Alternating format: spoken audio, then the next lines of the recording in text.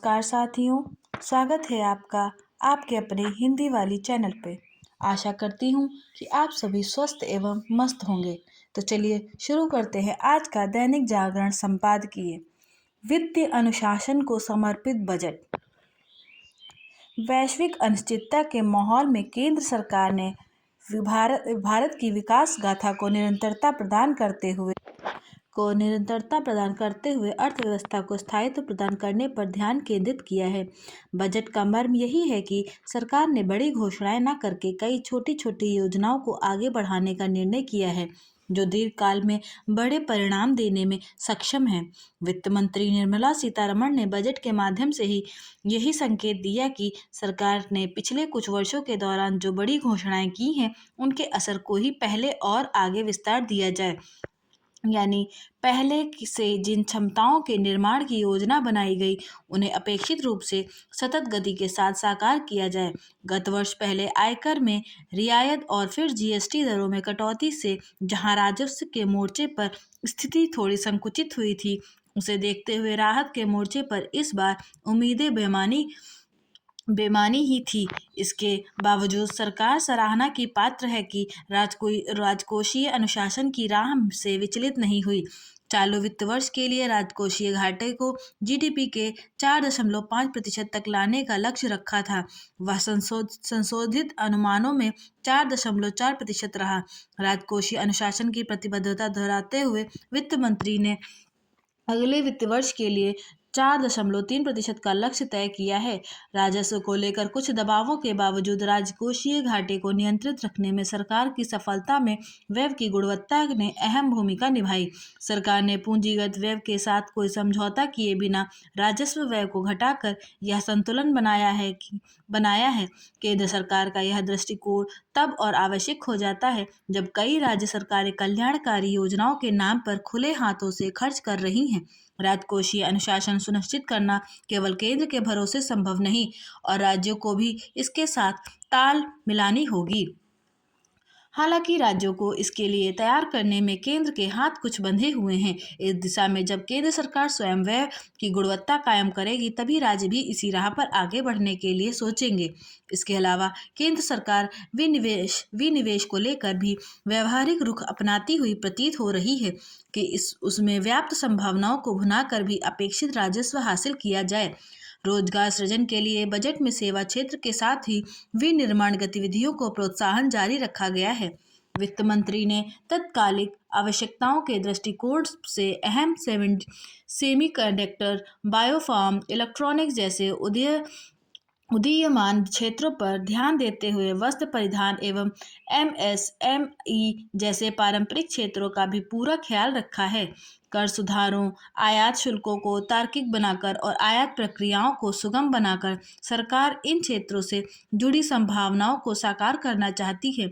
ऐसे आसार बन रहे हैं कि देश के कुल पूंजीगत व्यय का 1/4 हिस्सा इन उभरते हुए नए क्षेत्रों पर केंद्रित हो सकता है, जिसकी 2021 से 2025 के बीच कुल खर्च में 12% हिस्सेदारी थी। शिक्षा, उद्यम और रोजगार का परिदृश्य सुधारने के लिए बजट में कई प्रावधान किए गए हैं। इस संदर्भ में एक स्थायी समिति का गठन उल्लेखनीय है। कर सुधारों एवं बजटीय समर्थन के जरिए पर्यटन, हेल्थ केयर, शिक्षा, स्वास्थ्य, पर्यटन और खेल गतिविधियों पर सरकार ने एक बड़े आर्थिक कायाकल्प को लेकर दांव लगाया है। सरकार की मंशा तेजी से उभरते हुए क्षेत्रों में अवसरों को भुनाने के साथ ही उसके लिए अपेक्षाओं के स्तर पर गहरी खाई को पाटने की भी है।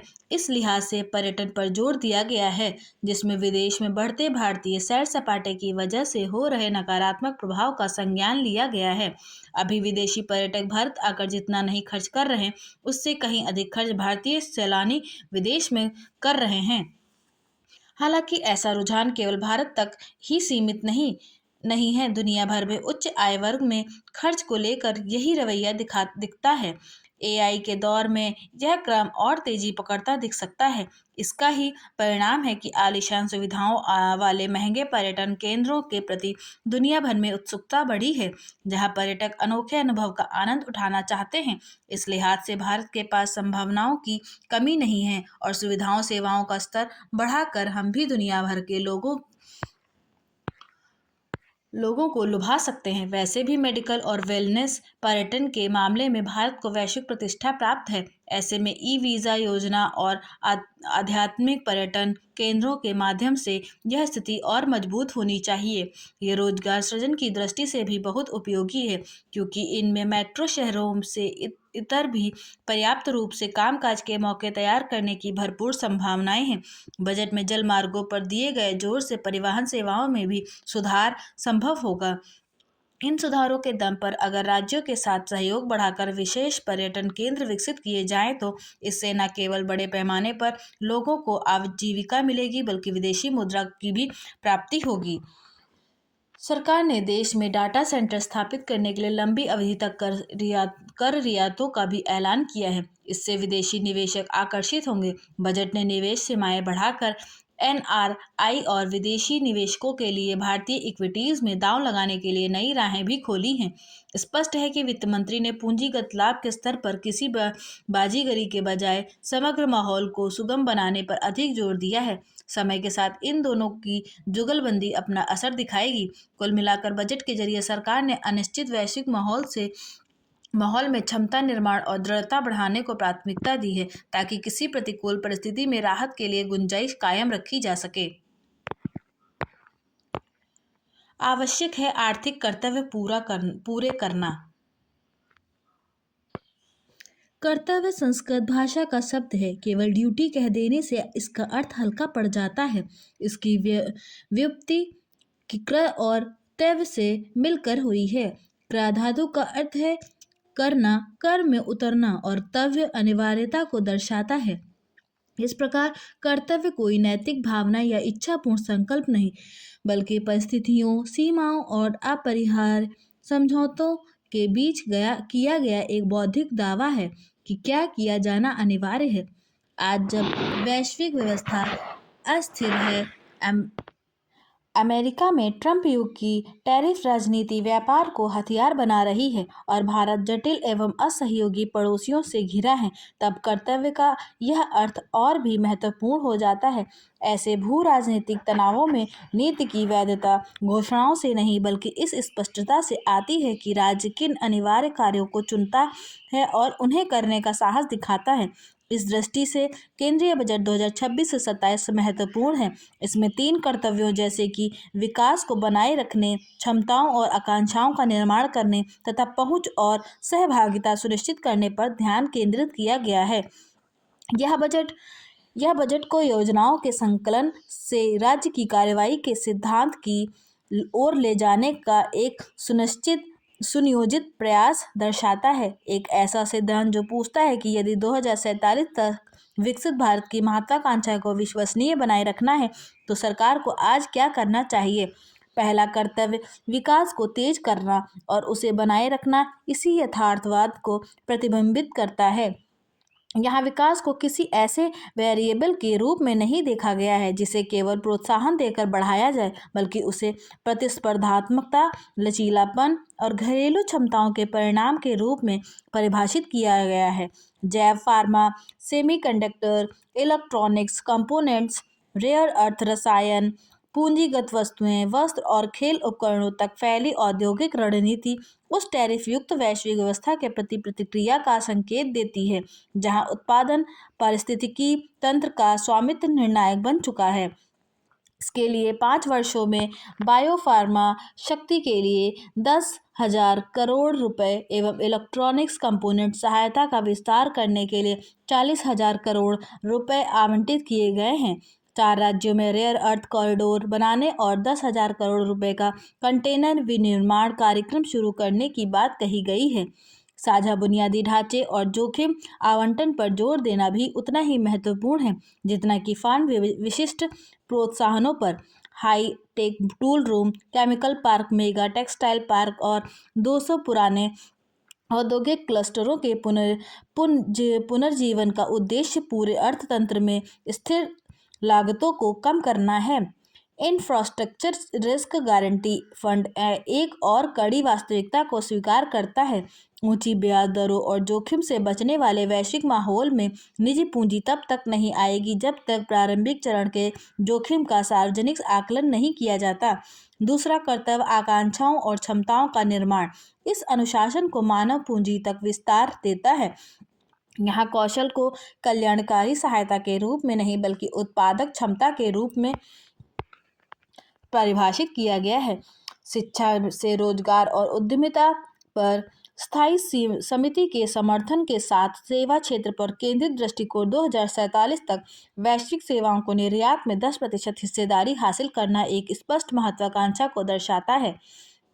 यहाँ जोर वादों पर नहीं बल्कि ठोस नीतियों पर है। 5 वर्षों में 1 लाख सहायक स्वास्थ्य पेशेवर एवं अगले वर्ष में 1.5 लाख देखभाल करने वाले लोगों को तैयार करना तथा एवीजीसी डिजाइन, पर्यटन और खेल जैसे क्षेत्रों में बड़े पैमाने पर संस्थागत निवेश बढ़ाना इसी का हिस्सा है। तीसरा कर्तव्य पहुंच और सहभागिता इस ढांचे को राजनीतिक रूप से आधार प्रदान करता है। भू राजनीतिक अस्थिरता के दौर में वह विकास जो व्यापक समावेशन से वंचित हो अंततः कमजोर सिद्ध होता है। इसलिए सहभागिता को उत्पादक क्षमता तक पहुंच के रूप में परिभाषित किया गया है। उच्च मूल्य कृषि और एआई सक्षम परामर्श प्रणालियां, महिला नेतृत्व वाले उद्यम, कौशल से जुड़ी दिव्यांगता नीति, मानसिक स्वास्थ्य क्षमताओं का विस्तार तथा पूर्वोदय राज्यों और पूर्वोत्तर क्षेत्र का लक्षित विकास इसी के अंग है। यह 3 कर्तव्य एक कठोर वैश्विक अर्थव्यवस्था के प्रति एक सुसंगत प्रतिक्रिया का निर्माण करते हैं। भारत अन्य देशों द्वारा लगाए गए टैरिफ या भू राजनीतिक झटकों को सीधे नियंत्रित नहीं कर सकता, लेकिन वह अपनी संस्थागत तैयारी, उत्पादकता के आधार और सामाजिक एकजुटता को अवश्य आकार दे सकता है। बजट की राजकोषीय नीति इस विश्वसनीयता को और मजबूत करती है, जैसे कि बिना शक्ति के मजबूती, बिना ज़्यादा खर्च के निवेश और बिना किसी रुकावट के सुधार पर जोर देती है। कर्तव्य का अर्थ है ऐसा कर्म जो राजनीतिक चक्रों और तत्कालिक प्रशंसा से परे जाकर लगातार निभाया जाए। टैरिफ राजनीति और भू राजनीतिक अस्थिरता से भरी दुनिया में 2047 की ओर बढ़ते भारत के लिए यही वह सबसे संभावित यथार्थवादी ज्ञान दृष्टि है जिसे सरकार अपना सकती है। इंटरनेट मीडिया का नियंत्रित उपयोग। आर्थिक सर्वेक्षण में इंटरनेट मीडिया के इस्तेमाल पर एक आयु सीमा निर्धारित करने का सुझाव दिया गया है। डिजिटल लत अब केवल एक पारिवारिक समस्या नहीं रही बल्कि यह राष्ट्र की आर्थिक उत्पादकता और भविष्य की नींव के लिए एक गंभीर खतरा बन चुकी है। अगर यह नौजवान पीढ़ी पढ़ाई लिखाई या कोई हुनर सीखने के बजाय दिन के 4-5 घंटे रील देखने और लाइक गिनने में बिता देगी तो देश आगे कैसे बढ़ेगा। जब बच्चे को फ़ोन पर कोई शाबाशी या लाइक मिलता है तो उसे वैसे ही खुशी होती है जैसे मिठाई खाने या खेल जीतने पर मिलती है।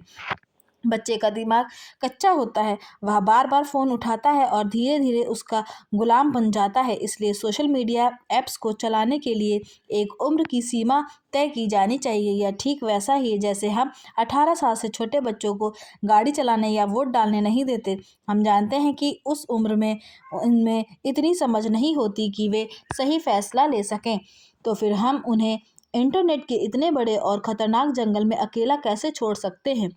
सबसे बड़ा सवाल यह है कि क्या सिर्फ कानून बना देने से यह समस्या हल हो जाएगी? शायद नहीं, क्योंकि आज के बच्चे तकनीक में अपने माता पिता से 2 कदम आगे हैं। अगर एक दरवाज़ा बंद होगा तो वे दूसरा रास्ता निकाल लेंगे। इसलिए असली जिम्मेदारी सरकार की नहीं बल्कि माता पिता की है। यह सच है कि बच्चों को फ़ोन की लत लगाने में कहीं ना कहीं हम बड़ों का भी हाथ है।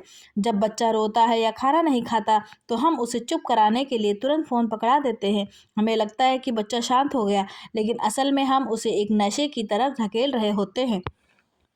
सबसे पहले तो हमें यह मानना होगा कि छोटे बच्चों को इंटरनेट मीडिया की ज़रूरत नहीं है। अगर सुरक्षा और संपर्क के लिए फ़ोन देना ही है तो उन्हें पुराने ज़माने वाला बटन वाला फ़ोन दिया जा सकता है जिससे सिर्फ बात हो सके। दूसरा, हमें खुद अपना फ़ोन थोड़ी देर के लिए दूर रखना होगा। बच्चे वही सीखते हैं जो वे अपने बड़ों को करते हुए देखते हैं। अगर हम खुद दिन भर फोन से चिपके रहेंगे तो हम उन्हें रोकने का अधिकार खो देंगे। हमें यह समझना होगा कि तकनीक हमारी मदद के लिए बनी है, हमारे ऊपर राज करने के लिए नहीं। अगर हमने आज कड़े कदम नहीं उठाए तो कल हम एक ऐसी पीढ़ी तैयार करेंगे जो शरीर से तो तंदुरुस्त होगी लेकिन दिमाग से कमजोर और थकी हुई होगी। हमें अपने बच्चों को यह सिखाना होगा कि असली जीवन स्क्रीन के बाहर है, खेल के मैदान में, किताबों में और दोस्तों के साथ हंसी मजाक में। उम्र की सीमा लगाना बच्चों की आज़ादी छीनना नहीं है, बल्कि उन्हें बुरी आदतों से बचाने का एक तरीका है। विकसित भारत की राह, बड़े और ठोस सुधारों का इंतजार शीर्षक से लिखे आलेख में संजय गुप्ता ने ठीक कहा है कि केवल बजट में ही कुछ बड़े और बुनियादी सुधारों की घोषणा नहीं की जानी चाहिए, बल्कि सुधारों का सिलसिला कायम रहना चाहिए। फिलहाल बजट की बात करें तो इसमें वित्त मंत्री निर्मला सीतारमण ने तत्कालिक लोक लुभावन घोषणाओं से अधिक दीर्घकालीन राष्ट्र निर्माण पर जोर दिया है। इस बजट की सबसे महत्वपूर्ण और मानवीय घोषणा कैंसर एवं दुर्लभ बीमारियों से में प्रयुक्त जीवन रक्षक दवाओं पर आयात शुल्क समाप्त करना रही, जिससे लाखों मरीजों को सीधी राहत मिलेगी। सरकार ने यह भी साफ किया है कि भारत को केवल इलाज का केंद्र ही नहीं बल्कि विश्वसनीय मेडिकल टूरिज्म हब बनाने की रणनीति पर काम किया जा रहा है। भारत की चिकित्सा सेवाएं पहले से ही दुनिया के कई विकसित देशों की तुलना में सस्ती और प्रभावी है। इसी क्षमता को वैश्विक पहचान दिलाने के उद्देश्य से बजट में 3 नए एम्स और 5 मेडिकल हब स्थापित करने का प्रावधान किया गया है। इससे न केवल स्वास्थ्य सुविधाएं बढ़ेंगी बल्कि बड़े पैमाने पर रोजगार भी सृजित होंगे। महिला सशक्तिकरण और आत्मनिर्भर भारत की बात करते हुए सरकार ने देश भर के जिलों में बालिकाओं के लिए गर्ल्स हॉस्टल निर्माण का निर्णय लिया है। यह सही है कि इस बजट में बड़े उद्योगपतियों या वेतनभोगी वर्ग के लिए कोई आकर्षक घोषणा नहीं की गई, पर यह भी उतना ही सच है कि सरकार ने चिकित्सा, शिक्षा, सुरक्षा और कृषि को तकनीक से जोड़कर देश की नींव मजबूत करने का प्रयास किया है। ऐसे बजट का प्रभाव तुरंत नहीं बल्कि आने वाले वर्षों में दिखाई देगा। जांच के घेरे में शासन, पटना में नीट की छात्रा गायत्री की संदिग्ध मौत आज भी रहस्य बनी हुई है। दोषियों को सजा दिलाने के उद्देश्य से गठित एसआईटी का असफल होना इसे पूरे प्रकरण में बिहार पुलिस की कार्यशैली पर गंभीर सवाल खड़े करता है। प्रारंभ से ही जांच की दिशा, साक्ष्य संकलन और निष्पक्षता को लेकर संदेह बना रहा। थाना प्रभारी का निलंबन केवल औपचारिक कार्यवाही प्रतीत होता है, जबकि पीड़िता की मां द्वारा पुलिस महानिदेशक पर लगाए गए आरोप मामले को और गंभीर बनाते हैं। राजनीतिक हस्तक्षेप के संकेत और बढ़ते जन दबाव के बीच सरकार ने जांच सीबीआई को सौंप दी है। यह घटना बिहार के चर्चित बॉबी हत्याकांड और शिल्पी गौतम हत्याकांड की पीड़ादायक याद दिलाती है, जहां सीबीआई जांच के बावजूद दोषियों को सजा नहीं मिल सकी। ऐसे में आशंका है कि कहीं गायत्री मामला भी फाइलों में दफन न हो जाए। सुशासन का दावा करने वाली सरकार के लिए यह एक अग्नि परीक्षा है। दोषी पुलिसकर्मियों पर सख्त कार्रवाई और निष्पक्ष पारदर्शी जांच ही जनता का भरोसा बहाल कर सकती है, अन्यथा यह मामला सुशासन पर एक बदनुमा दाग बन जाएगा। हर स्कूल में फ्री पैड, सुप्रीम कोर्ट का यह ऐतिहासिक फैसला छात्राओं के लिए एक नई सुबह की तरह है। कल्पना कीजिए, वे छोटी छोटी लड़कियां जो हर महीने स्कूल जाने से डरती थीं क्योंकि उनके शरीर की प्राकृतिक प्रक्रिया को लेकर कोई सुविधा नहीं थी। अब कोर्ट ने साफ कह दिया है कि मासिक धर्म कोई बोझ नहीं बल्कि स्वास्थ्य का मौलिक अधिकार है। टॉयलेट की सुविधाओं के संबंध में कोर्ट ने कहा है कि सभी राज्य और केंद्र शासित प्रदेश यह सुनिश्चित करेंगे कि हर स्कूल, चाहे वह सरकारी हो या निजी, शहरी हो या ग्रामीण इलाकों में, उपयोग योग्य पानी की कनेक्टिविटी के साथ कार्यशील और लिंग के आधार पर अलग अलग शौचालय उपलब्ध हो। कोर्ट ने यह भी स्पष्ट किया है कि मासिक धर्म से जुड़ा स्वास्थ्य अधिकार संविधान में प्रदत्त जीवन के मौलिक अधिकार का अभिन्न हिस्सा है। यह फैसला उस वर्ग के लिए है जहां लड़कियां मदद मांगने में झिझकती हैं। खास तरह का आम बजट। वैश्विक अनिश्चितता के बीच जब हम आम बजट को लेकर कई अनुमान लगाए जा रहे थे, तब वित्त मंत्री निर्मला सीतारमण ने लीक से हटकर चलने का फैसला किया। यह समय की मांग भी थी। इसी कारण इस बजट में कोई चौंकाने वाली या फिर लोक लुभावन घोषणा नहीं। ऐसा इसलिए है क्योंकि अनिश्चित माहौल में कोई योजना बनाना एक तरह से अंधेरे में तीर मारना होता। मोदी सरकार ने बजट के जरिए अर्थव्यवस्था को सुदृढ़ करने और उसे स्थिरता प्रदान करने वाले फैसले लिए हैं। यह भी दिख रहा है कि उसकी कोशिश आर्थिक मोर्चे पर स्थितियों को सुधारने पर जोर देना है। इसी कारण यदि आम या खास आदमी इस बजट में सीधे तौर पर खुद को लाभान्वित होता हुआ नहीं देख पा रहा है, तो आश्चर्य नहीं, इसका अर्थ यह है भी नहीं कि उसे परोक्ष तौर पर भी कुछ मिलने नहीं जा रहा। बुनियादी ढांचे के निर्माण से लेकर सामाजिक विकास की अनेक योजनाओं के माध्यम से सभी वर्गों को राहत या सुविधाएं देने की कोशिश की गई है। निसंदेह बजट पर शेयर बाजार ने निराशाजनक प्रतिक्रिया दी, लेकिन यह पहली बार नहीं जब शेयर बाजार को बजट रास नहीं आया। चूंकि यह बजट पारंपरिक नहीं है, इसलिए उसकी व्याख्या भी नए तरीके से की जानी चाहिए। बजट का केंद्रीय तत्व आर्थिक और वित्तीय अनुशासन है।